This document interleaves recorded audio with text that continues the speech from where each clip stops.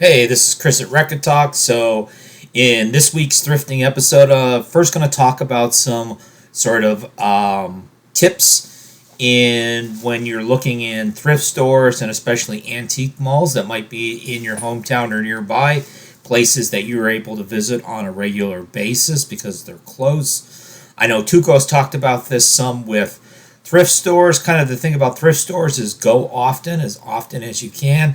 If you have some sort of knowledge of when they're putting stock out, that's great. For example, in my town, one of the thrift stores is closed on Sunday and Monday. They restock on Monday with donations from the previous week. When they open 11 a.m. Tuesday morning, there's lots of people there because that's the first time that the new merchandise is available. So as close to that time as possible is when you want to check out records or really anything that you'd want to be buying there.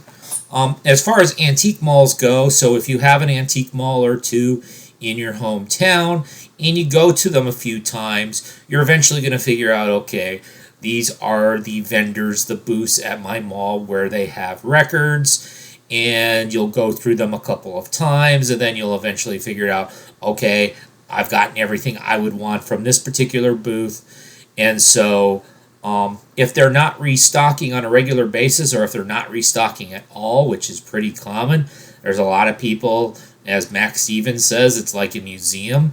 I think these people are using antique malls as storage spaces. It's kind of silly, but what you're looking for is obviously new vendors. So if you're ever in and you see a booth having a sale, sales are good because, well, you can get merchandise cheaper. But a lot of times the sale is going to indicate that they are going to be leaving. They're going to be moving out of the antique mall, which means that space will be open and maybe a new vendor will come in.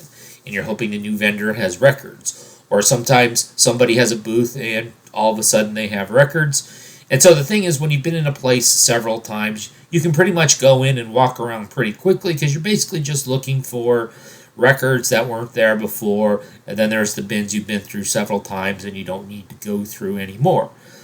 So this is taped in early September, so you're going to see me go to my two local antique malls, the Peddlers Mall and Trends and Treasures. In both of those, I'm going to be going through new stock that I had never seen before.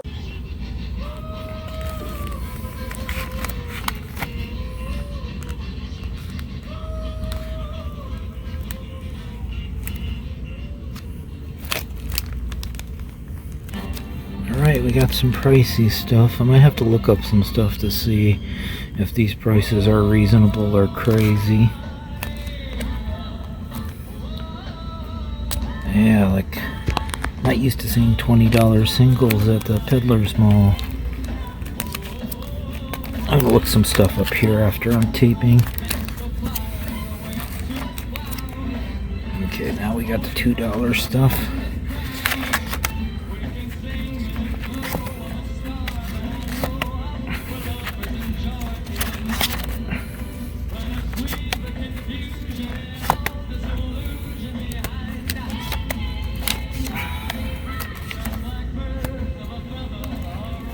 Bam Bam Sheena Lane.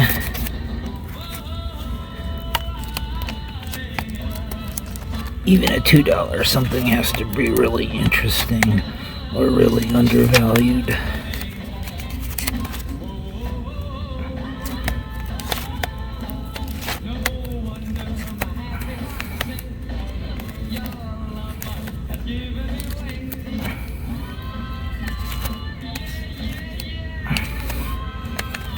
I'm kind of over getting more classic country as a general rule.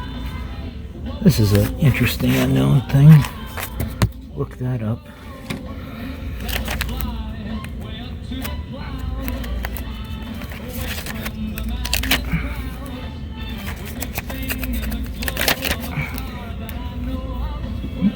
A $45 single at the Peddlers Mall. We'll have to look that up. But I'm guessing that can't be a deal.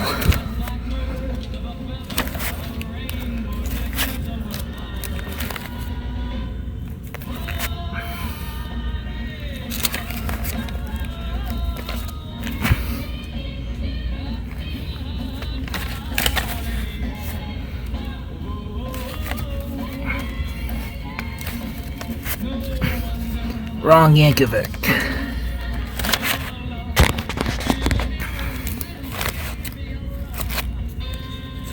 Aha. Oh, look up, aha. Unknown country. There's another unknown. Billy Burnett, he was in Fleetwood Mac for a while.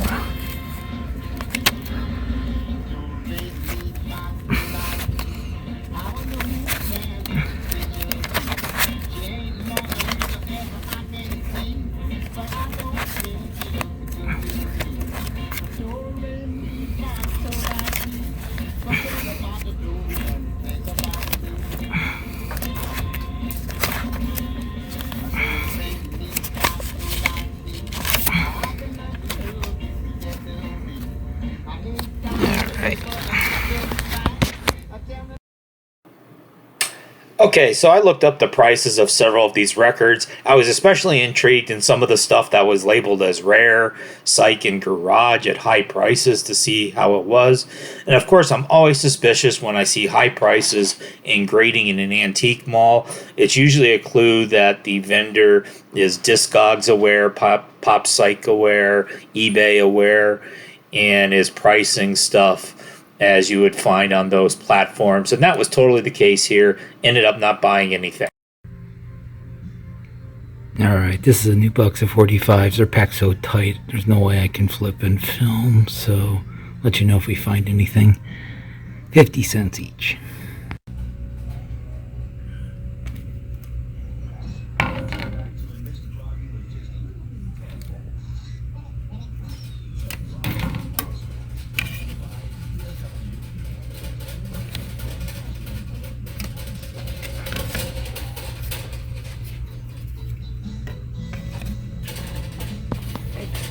Yep.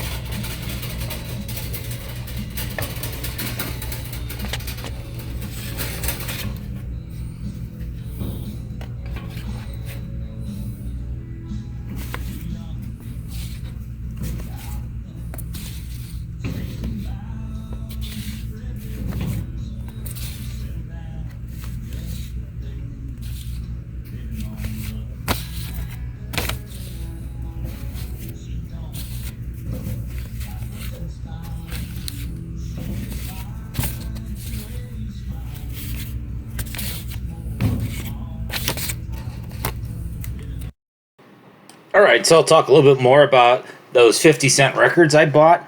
So the exciting thing was when I saw that box jammed full, I knew that box had never been there before. So I knew I was likely the first person going through the box. And so, let's see, there was the Marvin Rainwater on Wesco Records out of somewhere in New Mexico. Country music, it's like an $8 record. I found a couple of those acetates of those Philips pre-production records from the late 60s. Aphrodite's Child, Rain and Tears, sort of early prog with Vangelis, and then Blue Cheer, All Night Long. And there was a regular Blue Cheer single in there as well, actually a promo. It's like a $10 record. I have no idea how much the acetates are worth. I couldn't find them on Discogs. There was a Sir Douglas Quintet record in there. Denise LaSalle, who, of course, is Mrs. Superwolf. The Parliaments. They lost a court case, and George Clinton renamed them Parliament. Cheech and Chong. Yeah, insert your pot jokes.